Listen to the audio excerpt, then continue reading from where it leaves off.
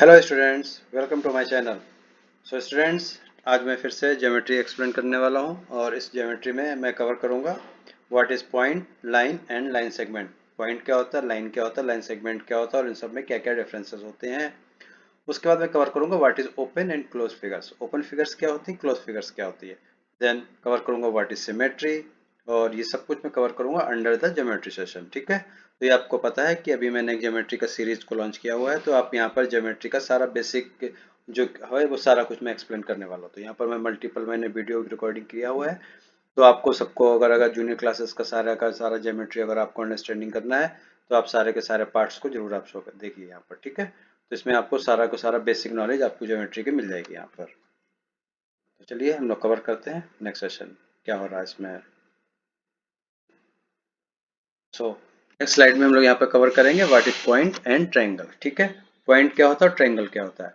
So we use a dot to represent a point. Point को हम एक dot से रिप्रेजेंट करते हैं। एक अगर आपने डॉट के रख पॉइंट एक अगर डॉट आपने क्रिएट करते हैं तो वो डॉट क्या होता है, it is called as point. ठीक है, a point has no size. Point का कोई भी साइज नहीं होता है and we name it using a capital letter. एक कैपिटल लेटर से हम किसी भी पॉइंट को डिनोट करते हैं। ठीक है, you can make a dot by touching your pencil lightly on paper. जैसे कि अगर आपके पास में पेंसिल है तो पेंसिल को अगर आप एक पेपर पर टच करोगे तो एक डॉट क्रिएट हो जाता है। ठीक है, जैसा कि आप भी देखो कि ये एक डॉट है। अब इस डॉट को मैं कैसे रिप्रेजेंट कर रहा हूँ, सपोज। ठीक है, मैं यहाँ पर मैंने ए बनाया हुआ, तो ए इज ए पॉइंट। ठीक है, ए क्या है, पॉइंट। अगर आपको बी करना है, सी करना, कोई भी है, तो मोस्टली क्या करते हैं हम लोग कैपिटल लेटर से इसको डिनोट करते हैं। तो ये आपको हो गया पॉइंट की डेफिनेशन। ठीक है, अब सेकंड थिंग है ट्रायंगल। ट्रायंगल क्या होता है, तो ए ट्रायंगल हैज थ्री कॉर्नर्स। एक ट्रायंगल जो होता है उसके थ्री कॉर्नर्स होते हैं। एक ट्रायंगल में थ्री एंगल्स होते हैं और उसमें थ्री एजेस होती हैं। ठीक है, each corner represent a point. एक ट्रायंगल के जो थ्री कॉर्नर्स होते हैं वो थ्री कॉर्नर्स क्या करते हैं, वो एक पॉइंट को रिप्रेजेंट करते हैं। जैसे कि आप ये देख रहे हो, यहाँ पर थ्री पॉइंट्स हैं, थ्री पॉइंट्स हैं। ठीक है, point A, then point B, then point C. यहाँ पे तीन पॉइंट है, तीनों पॉइंट को आपस में आपने ऐड कर दिया तो यहाँ पर आपने ट्रायंगल क्रिएट कर लिया। अब ये ट्रायंगल है, तीन पॉइंट है, तो इसमें तीन ही एंगल्स होंगे यहाँ पर। Angle A, angle B and this is angle C. ठीक है, अब ट्रायंगल क्या होता है, ट्रायंगल की कुछ प्रॉपर्टीज होती हैं। प्रॉपर्टीज तो किसी की भी हो सकती हैं। तो ट्रायंगल की जो प्रॉपर्टीज होती हैं वो क्या होती हैं, किसी भी ट्रायंगल के थ्री कॉर्नर्स होते हैं। कॉर्नर्स को हम वर्टिसेस भी बोलते हैं। ठीक है, कॉर्नर या फिर वर्टिसेस आप कह सकते हो। ये है corner, three corner A and B and C. तो थ्री कॉर्नर या थ्री वर्टिसेस होते हैं। ठीक है, each corner represent a point. एक कॉर्नर जो है वो क्या करता है, एक पॉइंट को रिप्रेजेंट करता है। और मेन थिंग जो है वो क्या है, sum of all the angles. ये आपको पॉइंट हमेशा के लिए रिमेंबर करना है। क्या है, sum of all the triangles of a triangle are 180 degree. इसका मतलब हुआ है कि अगर आपके पास में कोई ट्रायंगल है तो उस ट्रायंगल के जो तीनों एंगल्स होंगे उनका जो सम होगा वो कितना होगा, आपका 180 डिग्री होगा। ठीक है, जैसे कि a plus B plus C, ये थ्री आपके एंगल्स हैं, angle A, angle B, angle C, तो इनका सबका सम कितना होगा, 180 डिग्री। तो आप ऐसे लिख सकते हैं या फिर आप ऐसे लिख सकते हैं या फिर आप एंगल को रिप्रेजेंट करते हैं। कैसे रिप्रेजेंट करते हैं एंगल को, ऐसे, एंगल ए, ठीक है, प्लस ये साइन जो है हम लोग एंगल का यूज करते हैं, angle A plus angle B, something like this. Okay, so अब यहाँ पर अगर आपके पास एक क्वेश्चन है, क्या क्वेश्चन है कि if angle A equal to 90 degree, angle B equal to 70 degree, then angle C कितना होगा। So A plus B plus C equal to 180 degree होता है, तो ए की वैल्यू आपने पुट की यहाँ पर 90 प्लस बी की वैल्यू पुट की 70 plus C plus equal to 180। ठीक है, तो 90 प्लस 70 कितना होगा, 160 हो गया, प्लस सी इक्वल टू 180 हो गया। तो सी इक्वल टू कितना होगा, 180 माइनस 160 इक्वल टू 20। सो अगर किसी ट्रायंगल के दो एंगल्स की जो वैल्यू है वो है आपके 90 डिग्री और 70 डिग्री, तो जो उसका थर्ड एंगल होगा उसकी जो वैल्यू होगी वो कितनी होगी, वो वैल्यू होगी 20 डिग्री। ठीक है, तो ये आपको पता होना चाहिए कैसे आप एंगल की वैल्यू को कैलकुलेट कर सकते हो। अब आता है आपका पॉइंट यहाँ पर, line and line segment. Line क्या होता है, लाइन सेगमेंट क्या होता है और उसमें डिफरेंसेस क्या क्या होते हैं। ठीक है, अब आप देखो कि यहाँ पे मैंने दो लाइंस को ड्रा किया, एक लाइन है और दूसरा क्या है, लाइन का सेगमेंट है। अब लाइन क्या होता है, लाइन हैज नो एंड और बिगनिंग। लाइन जो होती है उसका बिगनिंग पॉइंट क्या होता है ये हम लोगों को नहीं पता होता है, ठीक है। एंड पॉइंट क्या होता है वो भी हम लोगों को नहीं पता होता, तो इसको क्या बोलते हैं, line. It can be extended to any length. और इसको जो हम रिप्रेजेंट करते हैं वो ऐसे रिप्रेजेंट करते हैं, लाइन ए बी, और इसमें start arrow and and arrow, ठीक है।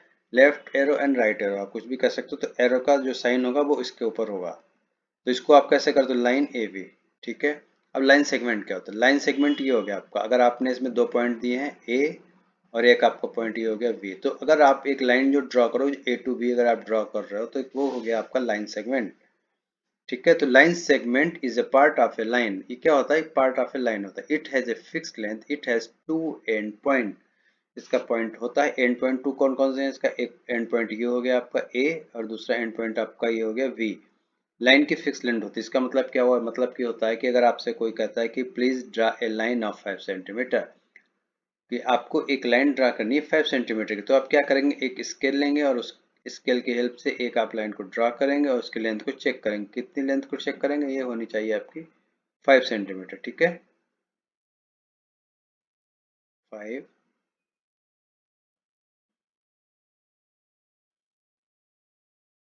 5 सेंटीमीटर, ठीक है। तो ये आपने लाइन ड्रा कर दी, और जो लाइन का जो सेगमेंट होगा उसको हम एक सिंपल से लाइन से ही रिप्रेजेंट करते हैं।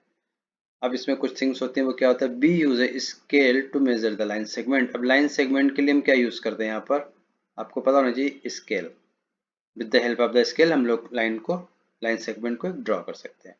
And centimetre and inches are marked along the two edges of the scale. अगर आपके पास में स्केल है या नहीं है तो आप स्केल को आप चेक करिए। स्केल की जो टू साइड होती है, टू एजेस होती हैं, उसमें एक साइड में सेंटीमीटर होता है और एक साइड में इंचेस होता है, ठीक है। एंड और क्या होता है, उसमें जीरो मार्क होता है, एक zero mark is the main thing, क्योंकि जीरो मार्क से ही आप कोई भी लाइन को ड्रा स्टार्ट करेंगे, ठीक है। आपने एक पॉइंट बनाया, अगर आपको कोई भी लाइन ड्रॉ करनी है तो zero mark is on the scale is the beginning point. Zero mark होता है वो क्या होता है, आपको ये पॉइंट याद रखना है, zero mark on the scale is the beginning point. अगर आपसे कहा जाता है कि आपको एक लाइन ड्रॉ करनी है जो कि आपकी 5 सेंटीमीटर की हो, तो जो आपका ये बिगनिंग पॉइंट है, यहाँ पर आपका स्केल क्या होना चाहिए, स्केल आप पुट करो और स्केल का जीरो है वो आपको इस पॉइंट को मैच करेगा, ठीक है। अगर आप इस पॉइंट से आप स्केल के जीरो को मैच कराओगे तो आप बिल्कुल सही से 5 सेंटीमीटर की लाइन को ड्रॉ कर सकते हो,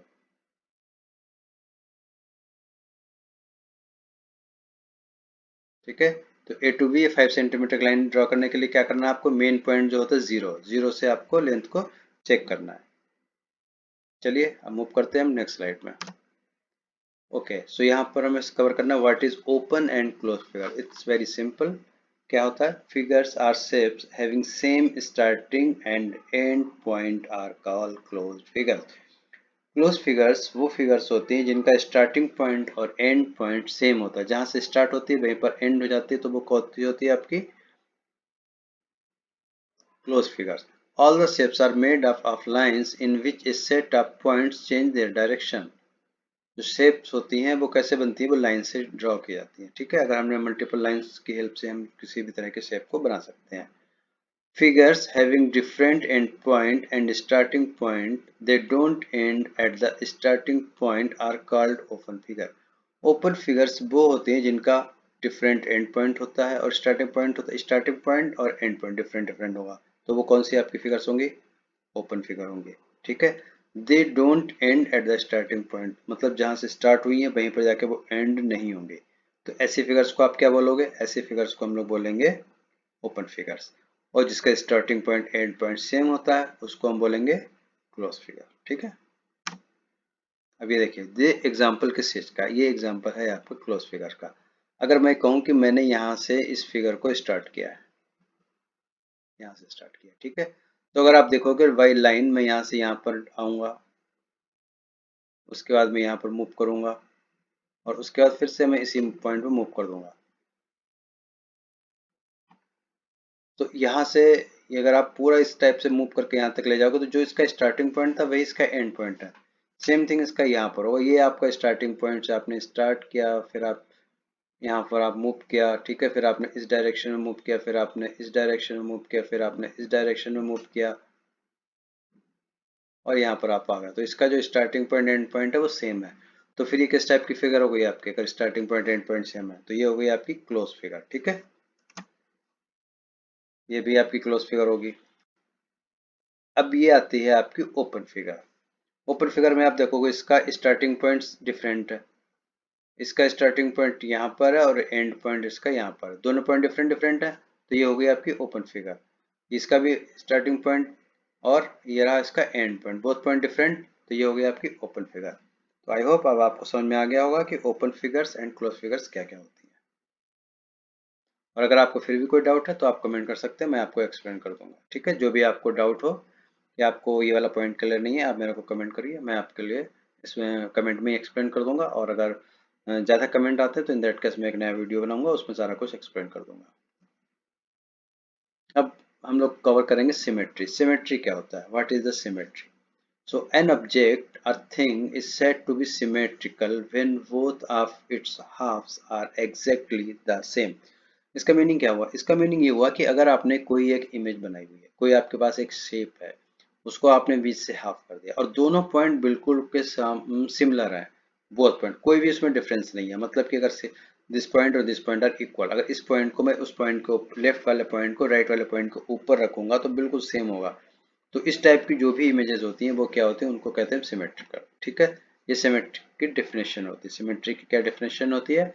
The object or thing said to be symmetrical when both of its half are equal or exactly the same.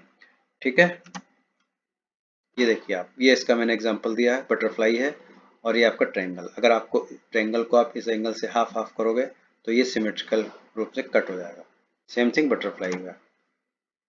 Alphabetical में आप देखोगे तो ए और एम, ए को अगर बी से हाफ करते हो तो आप इसको उसके ऊपर रखोगे, एक पार्ट को दूसरे पार्ट के ऊपर रखोगे तो क्लियर हो जाएगा। ठीक है, एम को भी आप हाफ कर सकते हो, तो ये क्या हो गया, ये भी आपके सिमेट्रिकल शेप्स हैं। अब हम लोग कवर करेंगे व्हाट इज पैटर्न्स। पैटर्न जो है किसी टाइप का होता है, लाइक आपके पास मल्टीपल इमेजेस हैं, उनका भी कोई पैटर्न आप देख सकते हो, मल्टीपल नंबर्स हैं, मल्टीपल सीरीज है, तो पैटर्न किसी में भी हो सकता है। तो patterns are found everywhere around us, whether it may be number, design etcetera, कुछ भी हो सकता है। नंबर हो सकता है, डिजाइन हो सकता है, शेप हो सकता है, कुछ भी हो सकता है।